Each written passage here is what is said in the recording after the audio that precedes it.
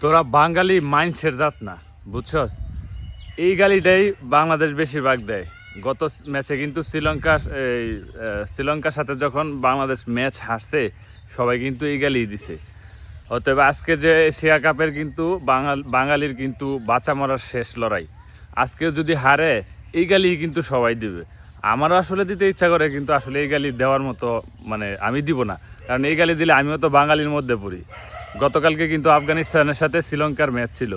অতএব সবাই শ্রীলঙ্কা সাপোর্ট করছে যেন আফগানিস্তান হারে, বাংলাদেশ সুপার করে খেলতে পারে। সবার আশায় পূর্ণ হয়েছে, আমিও শ্রীলঙ্কার সাপোর্ট করছি।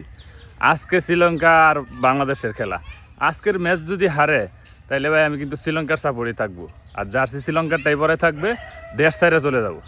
বাংলাদেশে থাকবো না, শ্রীলঙ্কা চলে যাবো। কারণ বাংলাদেশে থাকতে হলে আমার গালি দিতে হবে, আর এই গালি দিলে তো ঘুরাঘারে সেই গালি আমার উপরে পড়বো। এই দায়ভার আমি নিতে রাজি না। আজকে জিততে হবে যে কোনো মুহূর্তে। অভিনন্দন বাংলাদেশ, শুভকামনা।